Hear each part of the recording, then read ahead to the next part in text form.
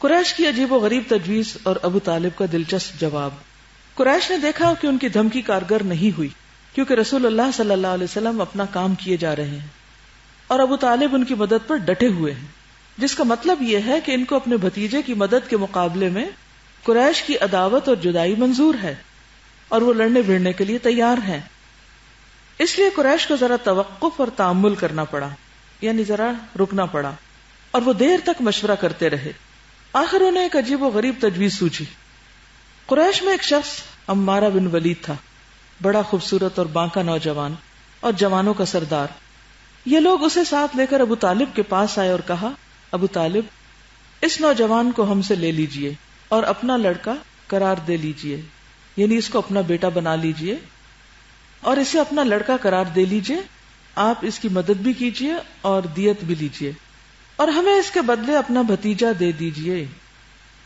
چال کیسی تھی آپ دیکھیے، ایکسچینج کرنا چاہتے تھے کہ یہ نوجوان لے لیں، اس سے دل بہلائیں اور اپنا بچہ ہمیں دے دیں، جو آپ کے دین اور آپ کے باپ دادا کے دین کا مخالف ہے۔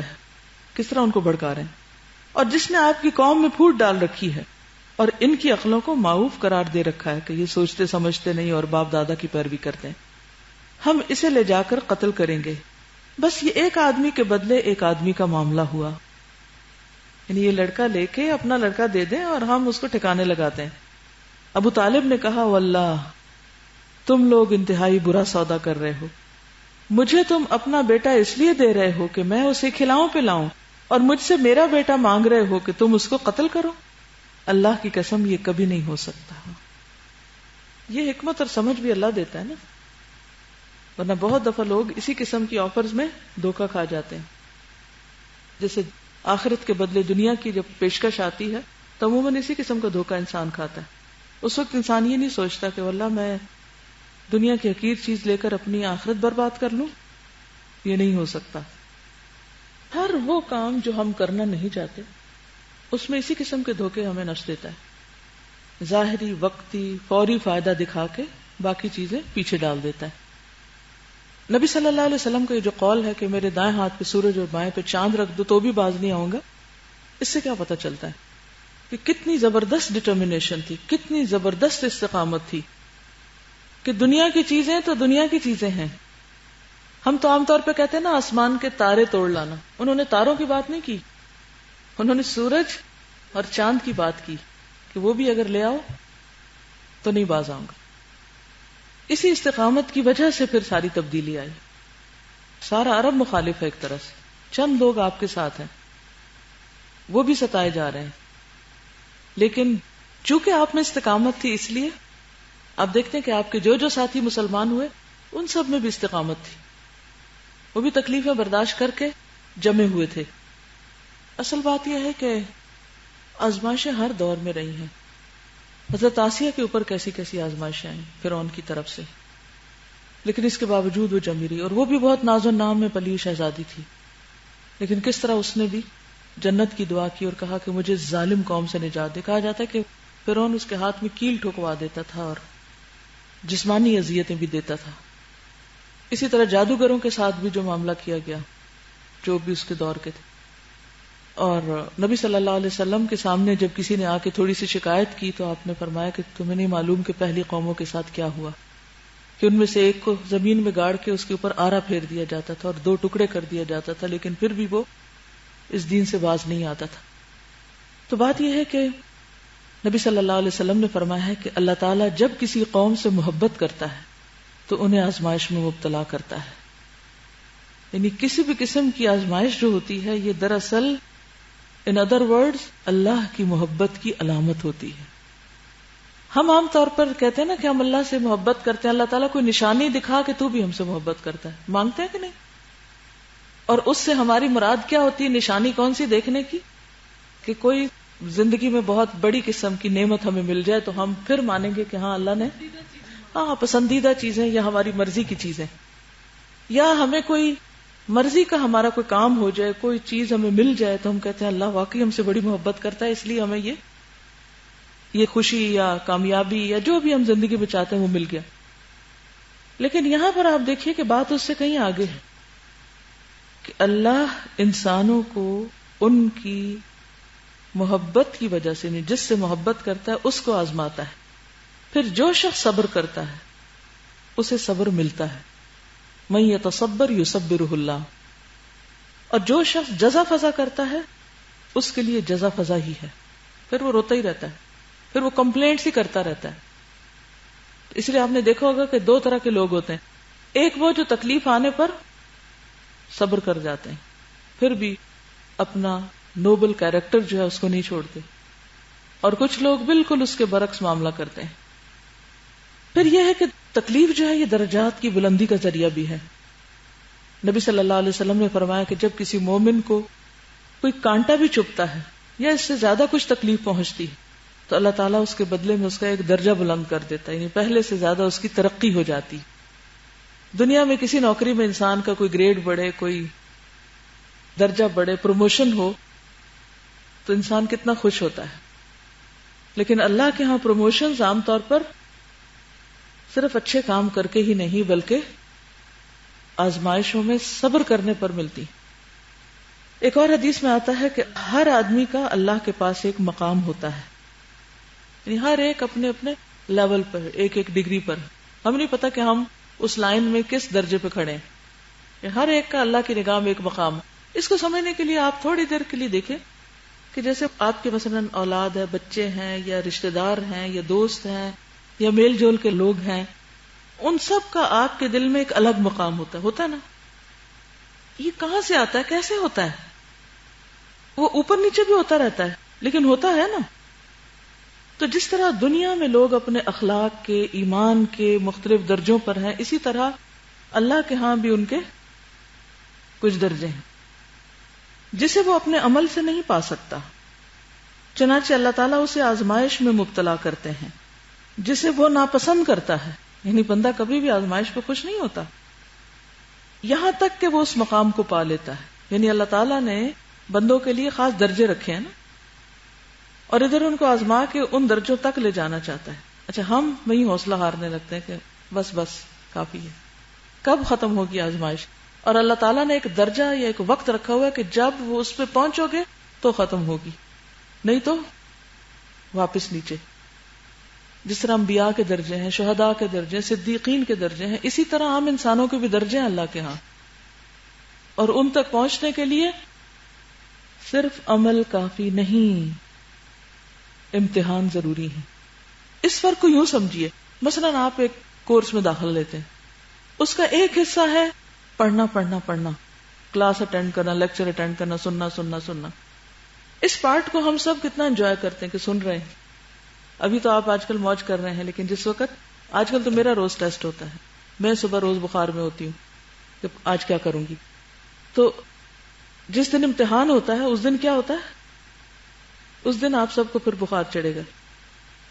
اب صرف پڑھتے رہنے سے درجہ بلند نہیں ہو سکتا یا ڈٹرمن نہیں ہوگا کہ آپ کہاں کھڑے ہیں. اس کے لیے آپ امتحان سے گزریں گے اور جتنے نمبر لیں گے وہاں تک آپ پہنچ جائیں گے. جسٹ بہت ہی پیٹی چھوٹی سی اگزامپل اس کانسیپٹ کو سمجھنے کے لیے. تو جب بھی کسی امتحان میں آپ پڑھیں تو اللہ سے عافیت ضرور مانگے، لیکن صبر سے کام لیں کہ اللہ تعالیٰ اگر تو مجھے اپنا مقرب بنانا چاہتا ہے اور کوئی خاص درجہ آپ نے میرے لیے رکھا ہے اور اس کی وجہ سے آپ نے مجھے اس اتنے سخت امتحان میں ڈالا، کیونکہ ہم فوراً کمپیئر کرنے لگتے ہیں اور تو کوئی اس امتحان میں نہیں، میں ہی کیوں. اپنے بہن بھائیوں سے مقابلہ کرتے ہیں کہ ان کو تو ایسی کوئی بیماری نہیں لگی جو مجھے لگ گئی ہے، یا یہ کہ ان کے بچوں میں تو کوئی ایسی مشکل نہیں جو مجھے ہوگی، یا یہ کہ ان کو تو مالی ایسی کوئی پریشانیاں نہیں جو مجھے ہیں، یا اور اسی قسم کی باتیں. تو شیطان بہت بہکاووں میں ڈالتا ہے. پھر یہ ڈالتا ہے کہ اللہ تم سے راضی نہیں اس لیے ہو رہا ہے، دیکھو ان کو اللہ پسند کرتا ہے اس لیے وہ دیکھو کہاں سے کہاں پہنچ رہے ہیں. تو اس نقطے کو سمجھ لیجئے کہ بڑا مقام صرف عمل سے نہیں پایا جا سکتا، بڑے مقام یا اس خاص مقام تک پہنچنے کے لیے امتحان سے گزرنا ضروری ہوتا ہے. اسی طرح صرف اللہ سے محبت کے بعد آزمائشیں نہیں آتی. نبی صلی اللہ علیہ وسلم سے جو لوگ محبت کرتے ہیں ان پر بھی امتحان آتے ہیں. ہم سب اب محسوس تو کر رہے ہیں نا کہ ہماری محبت بڑھ رہی ہے اور اضافہ ہو رہا ہے اور فیلنگ بڑی اچھی ہو رہی ہے، اور آپ کے لیے ہمارے دل میں خاص قسم کے جذبات پیدا ہو رہے ہیں. وہ قدرتی بات ہے, جب ہم کسی شخصیت کے بارے میں پڑھتے ہیں تو مزید جانتے ہیں تو مزید قدردانی ہوتی ہے. یہ ایک فیز ہوتا ہے انسان پر.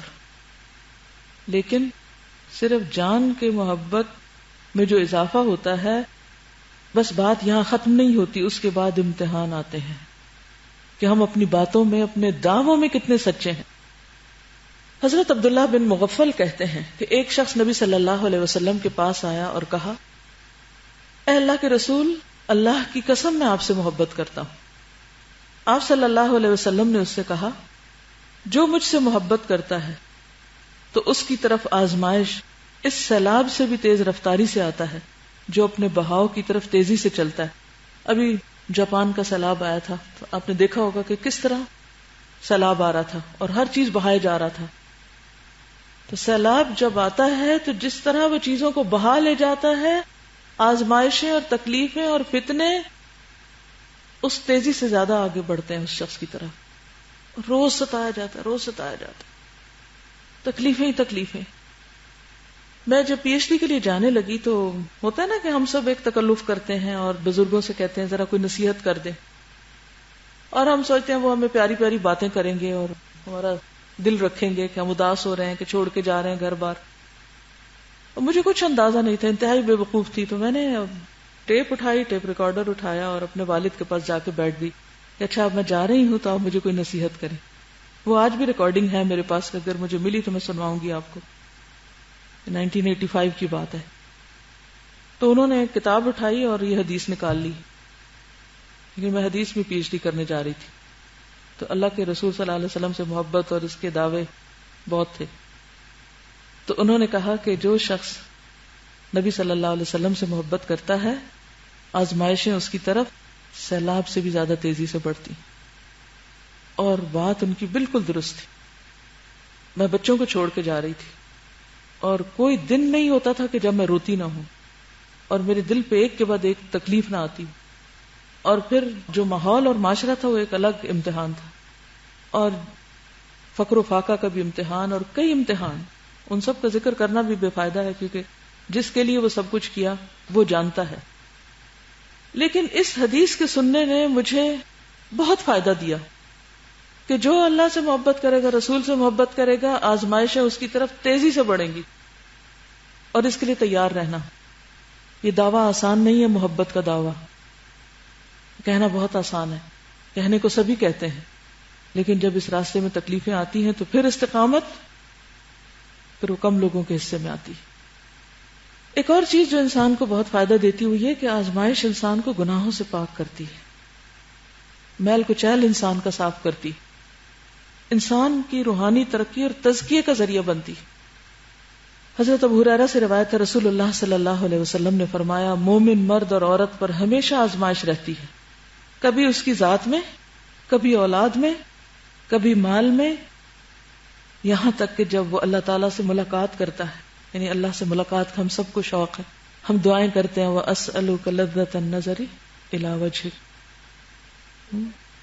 کتنی ہم سب دعائیں کرتے ہیں اور ہمیں بڑا شوق ہے کہ ہم اللہ تعالیٰ سے ملاقات کریں اور اس کو دیکھیں. تو جب دنیا میں کسی بڑے کے سامنے جا کے کھڑے ہونا تو کپڑے بدل کے جاتے ہیں, ذرا صاف ستھرے ہو کے جاتے ہیں, تیار ہو کے جاتے ہیں.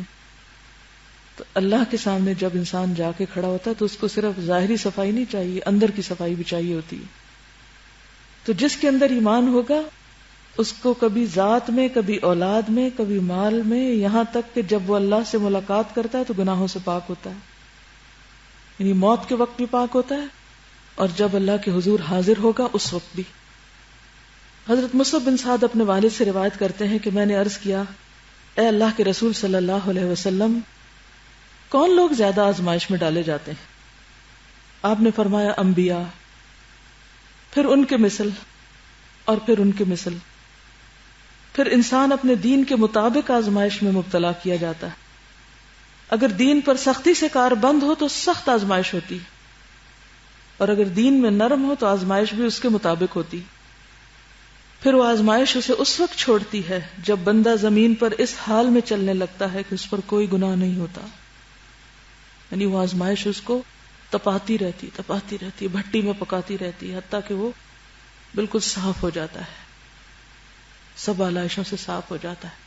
اور یہ ایک حقیقت ہے کہ جب تک انسان تکلیفوں سے نہیں گزرتا، جان کی، مال کی، اولاد کی، دوسرے انسانوں کی، اپنے آس پاس کے انسانوں کی طرف سے آنے والے امتحانوں اور آزمائشوں سے جب تک نہیں گزرتا، اور بعض اوقات بالکل اپنے پیاروں کی طرف سے جب تک آزمائش نہیں آتی کہ جن پر انسان کو بڑا مان ہوتا ہے، جب تک وہ دل نہیں توڑتے، اس وقت تک انسان اللہ کے لیے خالص ہوتا ہی نہیں.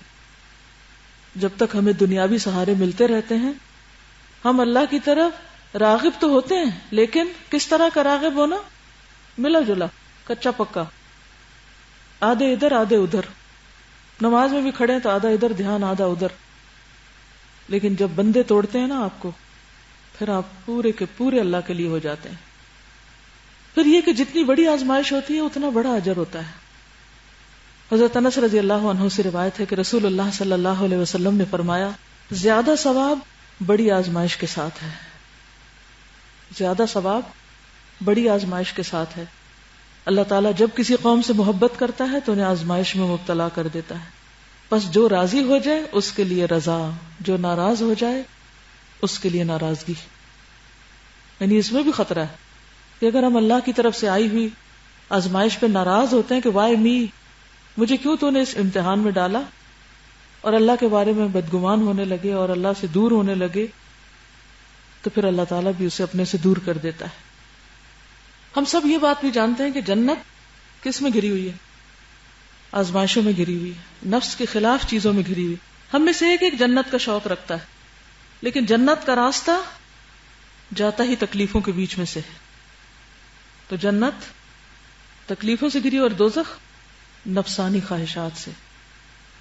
انسان نفس کی خواہشیں پوری کرتا رہتا ہے حتیٰ کہ جا اس گڑھے میں گرتا ہے. تو کبھی بھی کوئی تکلیف آئے تو یہ نہ سوچیں کہ اللہ مجھ سے ناراض ہے.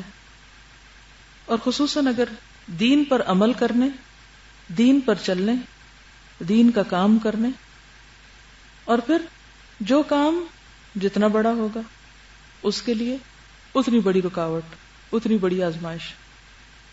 جتنا بڑا دعویٰ اتنا بڑا امتحان، اور اس سے بچ کوئی بھی نہیں سکتا، کیونکہ اس سے نکلے بغیر اس مقام تک پہنچا نہیں جا سکتا. اور ویسے بھی قیامت کے دن جب وہ لوگ جو دنیا میں بڑی عافیت، امن، چین میں رہے، کیونکہ ہم دیکھتے ہیں نا کہ بعض لوگ دنیا میں ان کو کسی قسم کی کوئی پریشانی نہیں ہوتی، عام طور پر وہ ٹھنڈے ٹھنڈے چلتے رہتے ہیں، تو قیامت کے دن عافیت میں رہنے والے رش کریں گے ان پر جو دنیا میں مصیبتوں میں رہے تھے.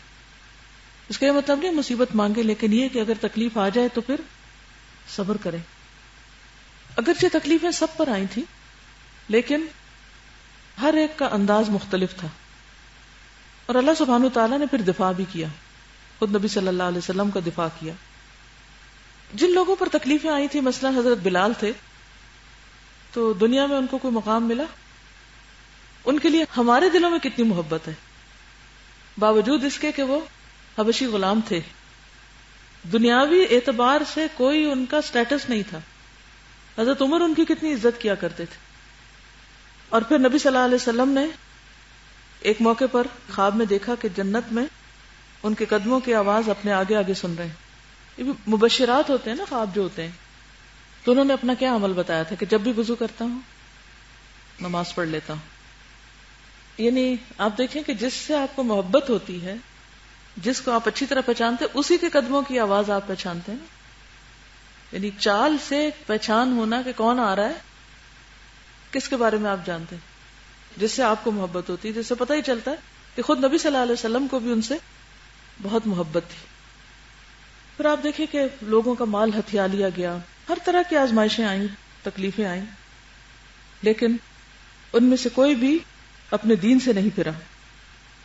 نبی صلی اللہ علیہ وسلم کے ساتھ کیا معاملہ کیا، میں ابھی اس کے بارے میں پڑھوں گی، لیکن وہ بھی آپ کو یاد رہے کہ آپ پر ایسی آزمائش آئی تھی کہ آپ نے فرمایا کہ مجھ پر اور بلال پر 30 راتیں ایسی گزری ہیں کہ میرے اور بلال کے پاس اتنا کھانا بھی نہیں تھا جسے کوئی جگر والا کھائے، مگر اتنا جسے بلال کی بغل چھپا لیتی.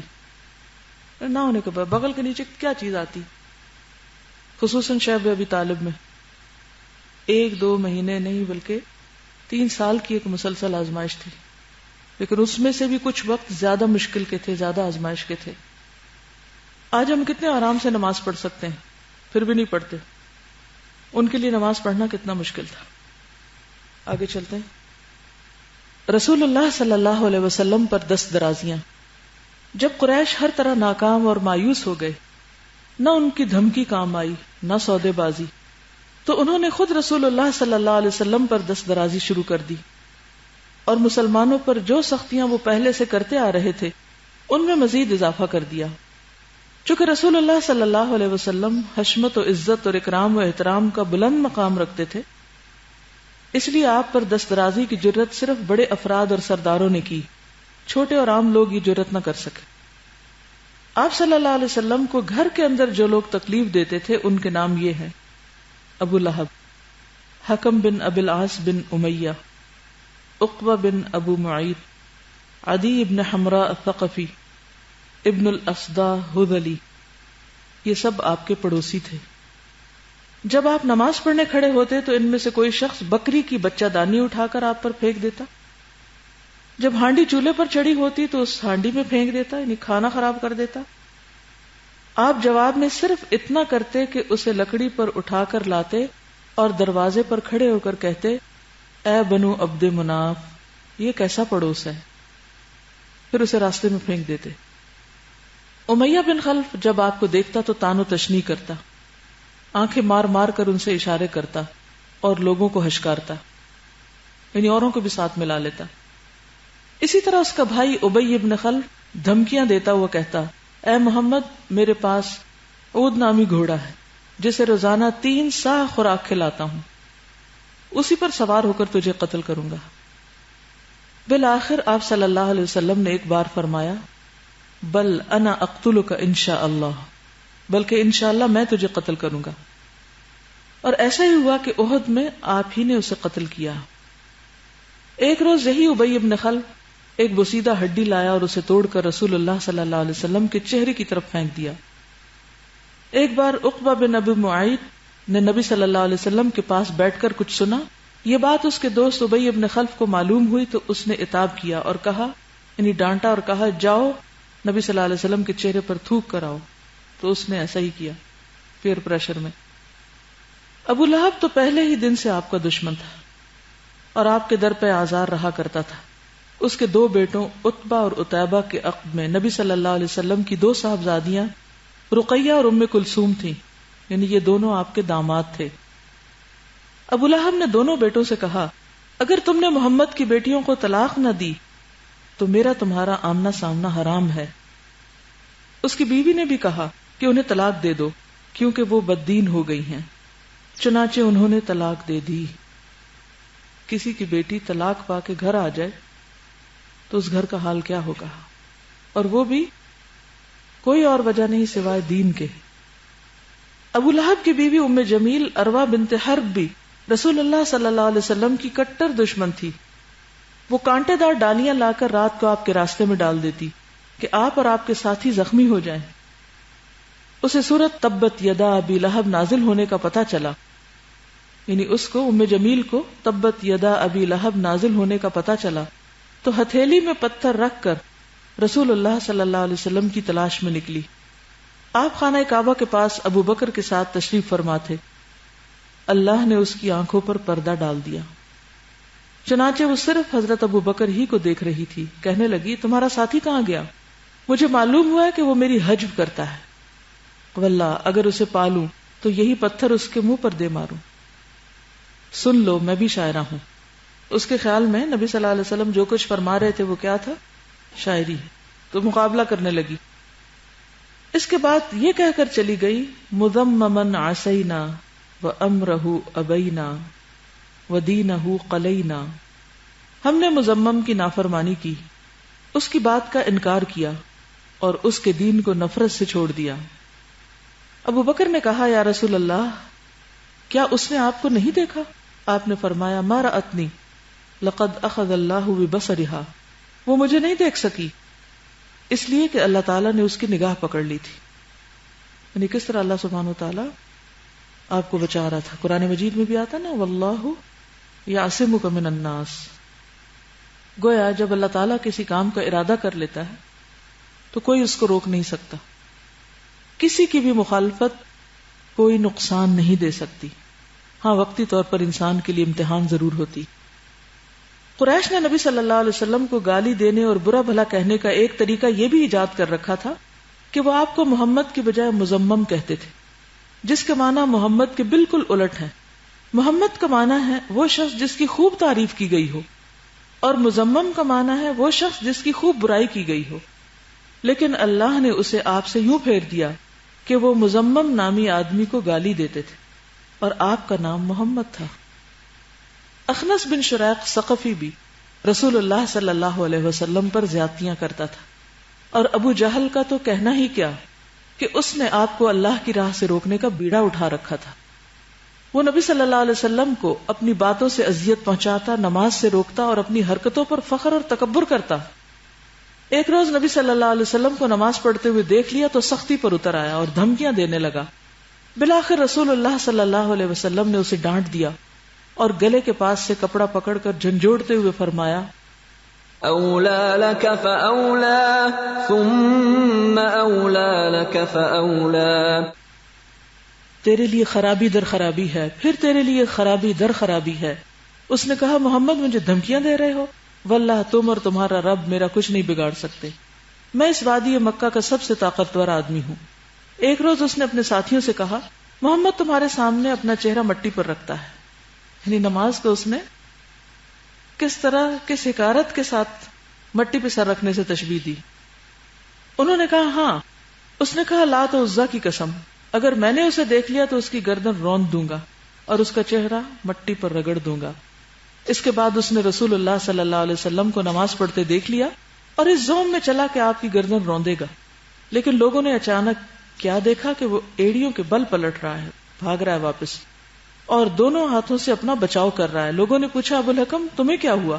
کہنے لگا، میرے اور اس کے درمیان آگ کی ایک خندق ہے، ٹرینچ ہے، اور ہولناکیاں اور فرشتوں کے پروں کے بازو ہیں. آپ نے فرمایا، لو دنا منی لاختطفته الملائکۃ عضوا عضوا، اگر وہ میرے قریب آتا تو فرشتے اس کے ٹکڑے ٹکڑے کر دیتے، اس کا ایک ایک عضو اچک لیتے. ایسے ہی بدبختی عقبہ بن ابی معیط کے حصے میں بھی آئی. ایک بار رسول اللہ صلی اللہ علیہ وسلم بیت اللہ کے پاس نماز پڑھ رہے تھے اور ابو جہل اور اس کے ساتھی بیٹھے تھے. اتنے میں بعض افراد نے بعض سے کہا، کون ہے جو بنی فلاں کے اونٹ کی بچہ دانی لائے؟ یعنی اونٹ نہیں ہونا چاہیے، یعنی اس کا جو رحم ہے جس میں وہ بچہ پیدا ہوتا ہے نا. عام طور پہ ہوتا ہی ہے کہ جس سیک میں بچہ ہوتا ہے نا ماں کے پیٹ میں، جب وہ بچہ پیدا ہو جاتا ہے تو وہ سارا کچھ اٹھا کے پھینک دیا جاتا ہے کوڑے کباڑ میں. تو جانور بھی جب بچہ پیدا کرتے تو ان کے اندر سے اسی طرح اس کو کیا کہتے ہیں انگریزی میں، پلیسنٹا. تو پلیسنٹا جو ہوتا ہے وہ انتہائی گندی چیز، وہ نکال کے پھینک دیتے ہیں، اور جب محمد سجدہ کریں تو ان کی پیٹھ پہ ڈال دے. اس پر قوم کا بدبخت ترین آدمی عقبہ بن ابی معیط اٹھا اور بچہ دانی لا کر انتظار کرنے لگا. جب آپ نے سجدہ کیا تو دونوں کندھوں کے بیچ میں ڈال دی، پھر وہ ہنسی کے مارے ایک دوسرے پہ گرنے لگے. ادھر آپ سجدے ہی میں رہے، سر نہ اٹھایا، یہاں تک کہ حضرت فاطمہ رضی اللہ تعالی عنہا آئیں اور آپ کی پیٹھ سے بچہ دانی دور پھینکی. تب آپ نے سر اٹھایا. سوچئے اس کے اندر جو بھی خون اور گندگی ہوگی وہ ساری رس رس کر نیچے آ رہی ہوگی، لیکن آپ سجدے میں ہی رہے اور فرمایا، اللہم علیک بقریش، اے اللہ تو قریش کو پکڑ لے، کیونکہ اب حد سے معاملہ گزرتا جا رہا تھا. یہ بد دعا ان پر شاک گزری کیونکہ ان کا عقیدہ تھا کہ اس شہر میں دعا قبول ہوتی ہے. پھر آپ نے ایک ایک شخص کا نام لے کر بد دعا کی، اللہم علیک بفلان و فلان، اے اللہ فلاں کو پکڑ لے اور فلاں کو. اور ہوا بھی یہی کہ وہ سب کے سب آئندہ بدر کی لڑائی میں مارے گئے. نبی صلی اللہ علیہ وسلم نے اپنی ذات کے لیے کبھی کسی کو بد دعا نہیں دی تھی. یہ نہیں تھا کہ وہ چونکہ آپ کو تنگ کرے تھے تو اس لیے آپ نے کہا. آپ کے الفاظ آپ دیکھیے کہ اللہم علیک بقریش، اللہ اس قریش کو سنبھال لے، اور جو جو تنگ کر رہے تھے ایک ایک کو کہا کہ اللہ ان کو سنبھال لے، کیونکہ وہ دین کے راستے میں رکاوٹ بنے ہوئے تھے. رسول اللہ صلی اللہ علیہ وسلم سے استہزاء کرنے والے 5 بڑے افراد تھے. ان 5 کے نام خاص طور پر آنے چاہیے: ولید بن مغیرہ، مخزومی، اسود بن عبد یغوث زہری، ابو زمعہ اسود بن عبد المطلب اسدی، حارث بن قیس خزاعی اور عاص بن وائل سہمی۔ ان کے بارے میں اللہ تعالیٰ نے رسول اللہ صلی اللہ علیہ وسلم کو بتایا کہ ان کے شر سے بچاؤ کے لیے تنہا اللہ آپ کو کفایت کرے گا، انا کفیناک المستہزئین۔ پھر ان میں سے ہر ایک پر ایسی بلا نازل کی جو عبرت اور نصیحت سے بھرپور تھی۔ چنانچہ ولید کو چند سال پہلے سے تیر کی ایک خراش لگی ہوئی تھی جو بالکل معمولی تھی، مگر جبریل نے اس خراش کے نشان کی طرف اشارہ کر دیا تو وہ پھوٹ پڑی اور کئی سال شدید تکلیف پہنچانے کے بعد جان لیوا ثابت ہوئی۔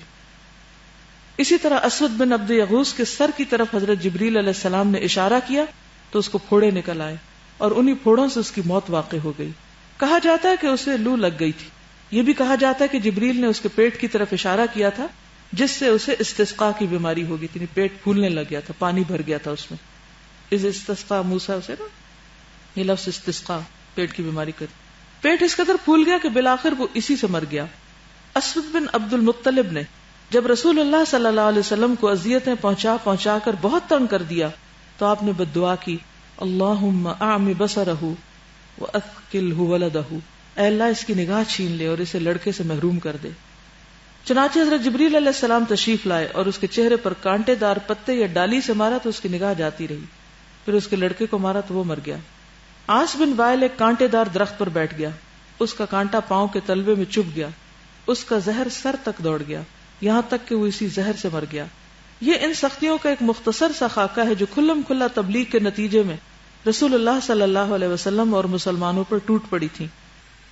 ہوتا یہی ہے کہ اللہ تعالیٰ تھوڑی تھوڑی آزمائشیں ڈالتا ہے، تھوڑی تھوڑی بندہ ان کو برداشت کرتا جاتا ہے، تو پھر ایک وقت آتا ہے کہ بڑی سے بڑی چیز بھی انسان کے لیے قابل برداشت ہو جاتی، پھر انسان اس کو سہ جاتا ہے اور پھر اس سے ایک ایمان کی حلاوت آنے لگتی ہے اگر انسان صبر کرتا ہے۔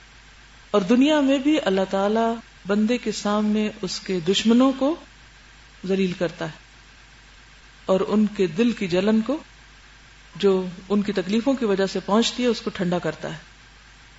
آپ صلی اللہ علیہ وسلم کا اخلاق دیکھیے نا کہ جب وہ آپ کے کھانے کے اوپر یا کھانے کے اندر کوئی گندی چیز پھینک جاتے تھے تو آپ صرف اتنا کہتے تھے یہ کس قسم کی ہمسائیگی ہے، یہ کیا کر رہے ہیں آپ میرے ساتھ۔ آج ہمارا حال کیا ہے؟ ہم کیا کرتے ہیں؟ چھوٹی سی کوئی بات کر دے تو اس پر ہمارا ری ایکشن کیا ہوتا ہے؟ کوئی بات چھوٹی سی بھی مرضی کے خلاف ہو جائے، مثلاً آپ یہاں پر آئے ہیں، کلاس میں آئے، کوئی چیز مرضی کے خلاف ہو گئی جو آپ ایکسپیکٹ نہیں کر رہے تھے، وہ ہو گئی آپ کے ساتھ، ہمارا ری ایکشن کیا ہوتا ہے؟ آئندہ نہیں آئیں گے۔ کسی نے کچھ کہہ دیا، آئندہ اس سے نہیں بولیں گے۔ تو بات یہ ہے کہ اللہ سبحانہ وتعالیٰ دراصل ان سب کو ایک بڑے کام کے لیے تیار کر رہے تھے۔ جب بھی کوئی آزمائش آئے، کوئی تکلیف آئے تو ضرور سوچیں کہ اللہ تعالیٰ مجھ سے کوئی کام لینا چاہتا ہے، کیونکہ جب تکلیفیں آتی ہیں نا تو انسان اگر ان کو برداشت کر جائے تو اندر سے اس کا ظرف وسیع ہونے لگتا ہے، دل کھلنے لگتا ہے، حوصلہ بڑھنے لگتا ہے۔ مشکلیں اتنی پڑی مجھ پہ کہ آسان ہو گئی۔ یعنی جب انسان پہ مشکلات آتی ہیں، مثلا اگر کوئی پہلے دن آپ کو گھونسا مارے تو آپ کو لگے گا کہ جیسے مرنے لگے آپ، لیکن آپ نے دیکھا ہوگا کہ یہ جو گھونسا والی لڑائی ہوتی ہے باکسنگ، اس میں کتنا کتنا مارتے ہیں، ان کو کوئی اثر ہوتا ہے؟ کوئی روتے ہیں وہ کہ ہمیں چوٹ لگ گئی؟ اور ہمارے تو کوئی ذرا سی کونی کسی کی لگ جائے تو ہمارے آنسو نکلنے لگتے ہیں، کیونکہ برداشت نہیں ہے نا۔ برداشت کیوں؟ کیونکہ تکلیف صحیح نہیں۔ تو تکلیفیں سہتا جائے نا جب انسان، اور صبر کرتا جائے اور استقامت اختیار کرے، تو اللہ تعالیٰ پھر اس کو اپنے کام کا بنا لیتے ہیں۔ جیسے موسیٰ علیہ السلام کو کہا تھا نا وَاصْطَنَعْتُكَ لِنَفْسِي۔ اس پیچیدہ صورتحال کے پیش نظر رسول اللہ صلی اللہ علیہ وسلم نے 2 قدم اٹھائے، پہلا تھا دارالارقم اور دوسرا تھا ہجرت حبشہ۔ کل انشاءاللہ ہم دار ارقم سے شروع کریں گے، آج کے لیے اتنا ہی کافی ہے۔ چلیے اب آپ کچھ کہنا چاہیں تو کہیے۔ جی آپ فرمائیے۔ جی، انسان کا جو مینٹل ایٹیچیوڈ ہوتا ہے نا، اس پہ ڈپینڈ کرتا ہے کہ وہ تکلیف کیسے لیتا ہے۔ اگر آپ بیٹھے ہوں اور آپ کو پیچھے سے کوئی سوئی چبو دے تو ایک دم آپ کیسے ریئیکٹ کریں گے؟ لیکن جب آپ کو انجیکشن لگ رہا ہوتا ہے، آپ کو پتا ہوتا ہے کہ آپ کے اندر یہ نیڈل جانی ہے، آپ اس کو ایکسپٹ کر رہے ہوتے ہو کہ ہاں میرے اندر یہ دوا جائے گی تو مجھے اس سے آرام آئے گا، تو آپ بڑے آرام سے اپنا ہاتھ آگے کر دیتے ہیں. تو میں یہ سوچ رہی تھی کہ اصل میں ہمارا مسئلہ یہ کہ ہم لوگ جب خالی دنیا کی ایک زندگی گزار رہے ہوتے ہیں، ایک بے شعوری کی زندگی، اس میں ہماری جو کامیابی کے جو معیار ہے وہ یہ ہے کہ کوئی تکلیف نہ ہو اور ٹوٹل کمفرٹ اینڈ کنوینئنس، یہ ہمارے لیے سکسیس ہے. تو اس وجہ سے جب ہم دین میں آتے ہیں اور قرآن پڑھتے ہیں سب، تو ہم اس میں ایکسپیکٹ کرتے ہیں کہ اب تو ہم اللہ کے فیوریٹ ہو گئے ہیں، تو اب تو اللہ تعالیٰ ہمیں بہت ہی کمفرٹس پہنچائے ہیں اور اب تو ہمیں بہت ہی وہ ہائی اسٹیٹس ہو. ہم اس وجہ سے پہ زیادہ پریشان ہوتے ذرا سی تکلیف پہ، مقصد سے ہٹ جاتے ہیں. بالکل. اور ایون میں جب پہلی دفعہ سیرت پڑھ رہی تھی یا بچپن میں جب کبھی اسلامیات کی بکس میں پڑھتے تھے تو مجھے بالکل سمجھ میں نہیں آتا تھا کہ آخر نبی صلی اللہ علیہ وسلم پر اتنی تکلیفیں آ رہی ہیں اور اللہ تعالیٰ دیکھ رہے ہیں تو وہ روک کیوں نہیں رہے انہیں. اتنے مسلمانوں پہ آ رہے ہیں، ٹارچر ہو رہے اور وہ اللہ تعالیٰ ان کو بچا ہی نہیں رہے.